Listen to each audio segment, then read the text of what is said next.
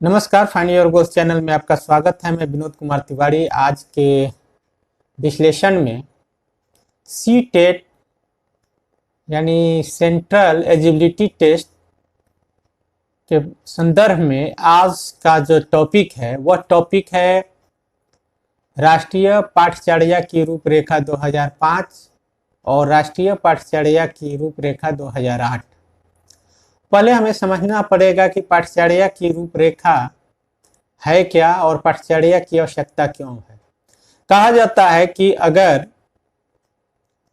समाज बदलता है तो शिक्षा भी बदलती है और शिक्षा बदलती है तो समाज बदलता है। दोनों एक दूसरे के पूरक हैं। समय के साथ साथ दोनों अपने आप को परिवर्तित करते हैं और समय की यह मांग थी कि पाठ्यचर्या भी बदले और वह इतनी सक्षम हो जिसमें विद्यार्थी अपने आप इतने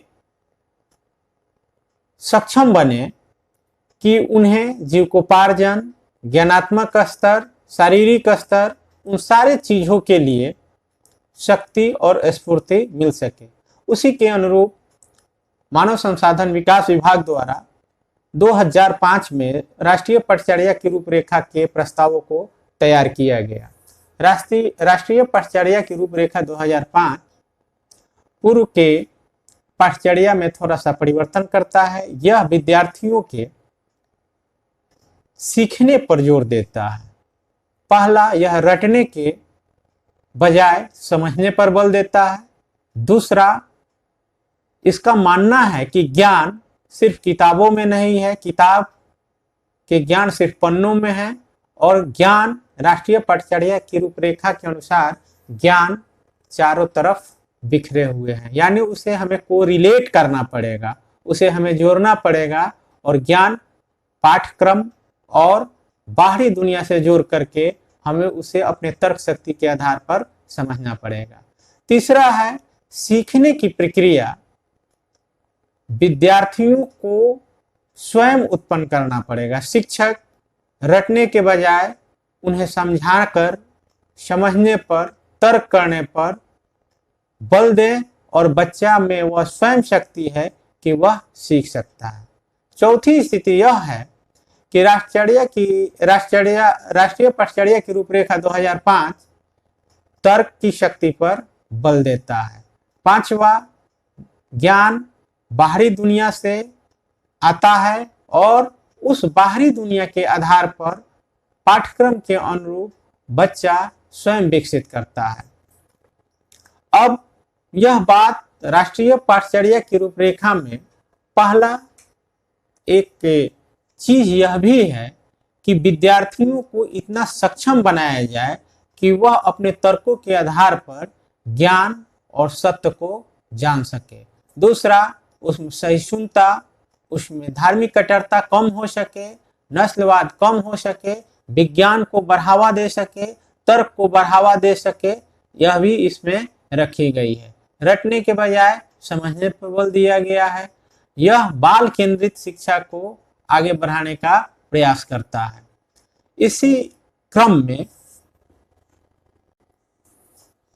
शिक्षक की भूमिका इसमें एक सलाहकर्ता के रूप में है। वह शिक्षा या ज्ञान को स्थानांतरित करने वाला मशीन नहीं है, यह बच्चों का सलाहकार है।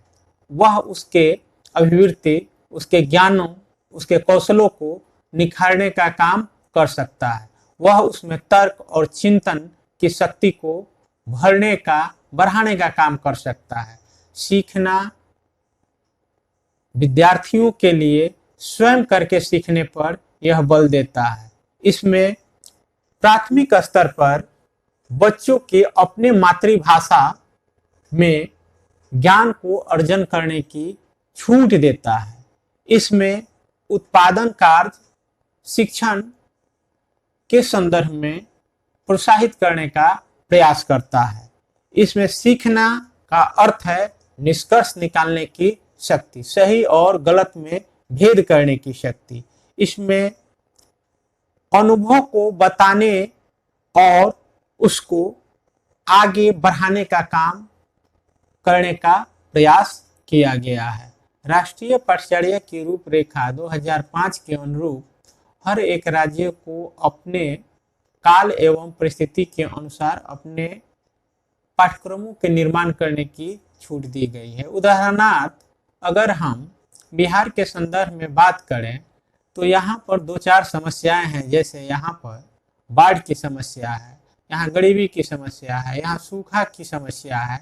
और हिमाचल प्रदेश की अगर हम बात करें तो पाठ्यचर्या में या पाठ्यक्रम में वहाँ पर भूस्खलन है, बादल का फटना है। तो वैसी स्थिति में हम वैसे पाठ्यक्रमों का निर्माण करें जो समयगत हो, परिस्थितिजन हो। तो राष्ट्रीय पाठ्यचर्या की रूपरेखा में बच्चों की भूमिका महत्वपूर्ण है।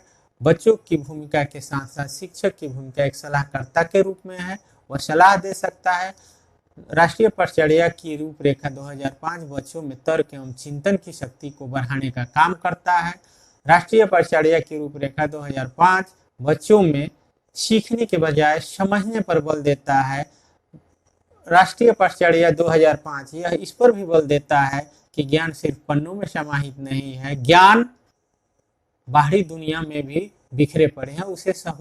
इसे सहेजने का हमें प्रयास करना है, उसे तर्क और चिंतन और पाठ्यक्रमों के आधार पर उसे आगे ले जाने का प्रयास करना पड़ेगा। यह 2005 की रूपरेखा बच्चों में आत्मनिर्भर बनाने का प्रयास करता है। बच्चे स्वयं से सीखते हैं, बच्चा की भूमिका केंद्रीय होती है। तो वैसे स्थिति में राष्ट्रीय पाठ्यचर्या की रूपरेखा की विस्तार वस्तु काफ़ी आगे और विस्तृत है। वैसे स्थिति में हम बच्चों में चिंतन, तर्क, स्वावलंबन, स्वास्थ्य, इन सारी चीज़ों का समाहित करते हुए हम इस पाठ्यचर्या को समझने का प्रयास करेंगे। अगर ये मेरा वीडियो पसंद आया हो, सीटेट के लिए उपयोगी लगा हो, तो सब्सक्राइब और लाइक कीजिए ताकि मेरा उत्साहवर्धन हो सके और मैं पुनः कुछ अलग टॉपिकों के साथ जो एग्जामिनेशन ओरिएंटेड हो वह मैं आपके सामने प्रस्तुत कर सकूं। तब तक के लिए धन्यवाद।